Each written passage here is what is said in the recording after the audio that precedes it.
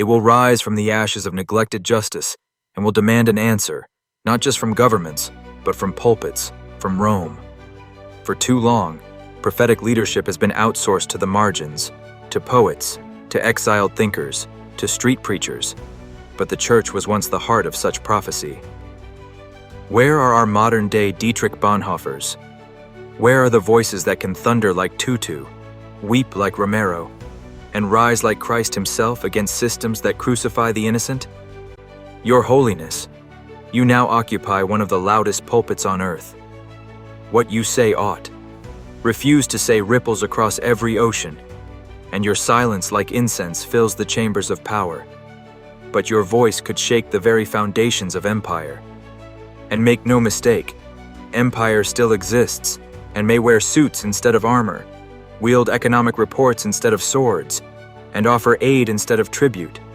But it still demands obedience, still punishes defiance.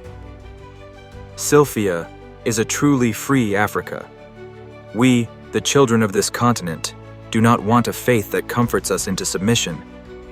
We want a faith that compels us into action. We are tired of sermons that skip over justice, tired of charity without change, tired of prayers that float above the pain of the people instead of plunging into it. So we ask, will this papacy dare to be different? Will it risk upsetting those who dine well while Africa starves? Will it confront the pharmaceutical cartels that price our people out of healing? Will it challenge the arms dealers, many of them in Christian countries, who profit from our wars? Will it declare loudly, unapologetically, that debt without dignity is economic sin, that borders built on racism and extraction are a moral abomination? We do not need the church to become a political party, but we do need it to remember its prophetic roots, to once again speak with the fury of Isaiah, the passion of Amos, the radical compassion of Christ. Because the youth of Africa are watching, and their patience is not endless. They are no longer fooled by empty partnerships, no longer hypnotized by imported dreams, no longer willing to die nameless deaths in deserts and detention centers while their elders debate theology. They want a church that not only prays for them but fights with them, a church that teaches them they are not victims of history but authors of its next chapter, a church that lifts the veil on injustice and names it even when the world demands silence. This is the fire. Next time, it is the cry of generations buried beneath the weight of stolen futures. It is the voice of ancestors who died in chains whispering, "Do not let them do it again." Will you hear them, Your Holiness? Will you speak not just with gentleness, but with thunder? Because the world does not need another diplomat in robes. It needs a prophet in Rome. Let the Vatican once again be a place where truth flows louder than politics. Let your voice echo with the courage of Christ who turned his face toward Jerusalem, knowing what awaited him, and that when anyway the cross was not safe, neither is justice, but both are holy. May your papacy be remembered not for how well it managed power, but how boldly it disrupted it. And may the fire now rising in Africa find in Rome not fear but fellowship. We are ready up, or you get a continent at the crossroads. Choose your legacy, Your Holiness. There are moments in human history when a single decision echoes far beyond its time. Moments when a choice made by one man in silence or in speech and courage or time in compromise can steer the fate of millions. Africa is at such a moment, and so respectfully are you. We stand now at a crossroads not merely of politics, but of destiny. On one side lies a well-trodden path of neglect, where foreign interests dictate our futures, where exploitation is masked in diplomacy, and where the church wants a voice foretold. The voiceless becomes a background whisper speaking only when convenient, never when it costs. On the other side lies an uncertain, difficult, but sacred road, one paved with truth, reconciliation, and prophetic clarity. A road where Rome does not simply observe from a distance, but walks beside us, shoulder to shoulder into fire and into freedom struggle.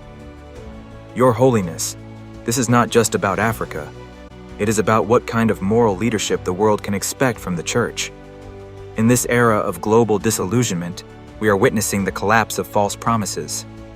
The climate crisis, economic injustice, mass displacement, and the spiritual hunger of billions all demand the church does more than hold masses. They require a church that moves mountains.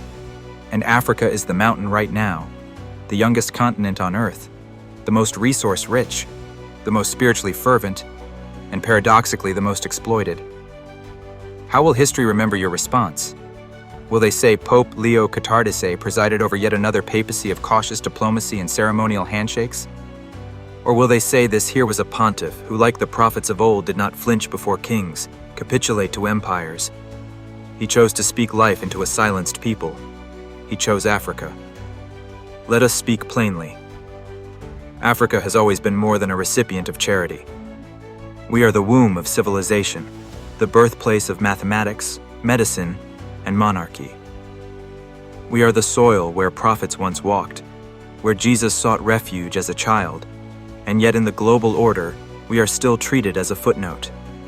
The Vatican, in its wisdom, has the power to help change that, not by issuing apologies alone, but by investing in justice, not by sending missionaries to teach us, but by humbling itself to learn from us.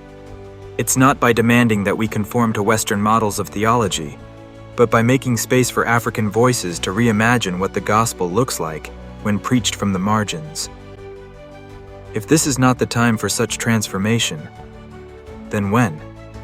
If this Pope will not rise to meet this moment, then who? And if the Church continues to wait for permission from political powers to do what is morally right, then what does it say to the faithful who risk everything daily for their convictions? The Church has always been strongest, not in palaces, but in prisons, not in cathedrals, but in caves and deserts and refugee camps. Wherever the oppressed cry out, Africa is crying out now. And yet the beauty of this moment, Your Holiness, is that the Church need not respond with guilt, but with grace. Africa is not demanding a seat at the table. We are building a new table. We are not begging for validation.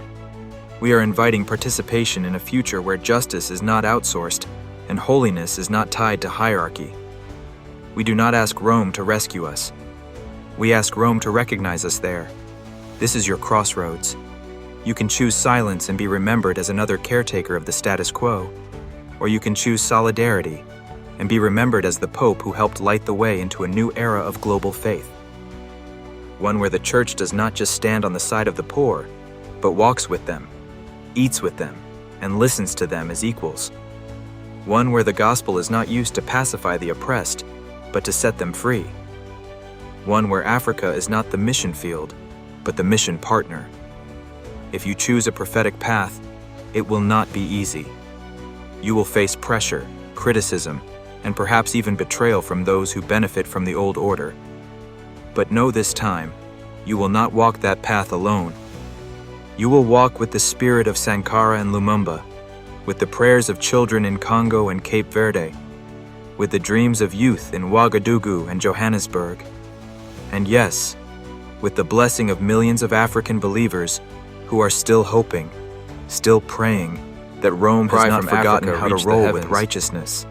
Will they say you turned your face away, Holy Father? Or will they say he answered and history turned? As Africa stands at this sacred crossroads, the fire of change is already burning. We do not ask you to lead us. The only question is to walk beside us. Will Rome add its voice, choose wisely, or remain a silent witness to yet another century of stolen dreams? Your Holiness, as I bring this message to a close, I do so not just with words, but with a heartfelt prayer.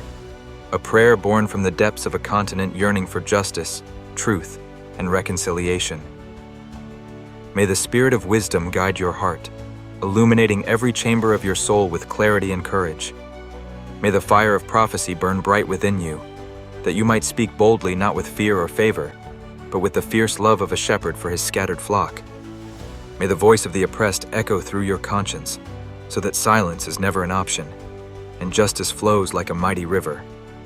May the grace of humility enfold your every decision, reminding you that true power is servant power, a sacred trust to uplift the lowly, protect the vulnerable, and unite the fractured.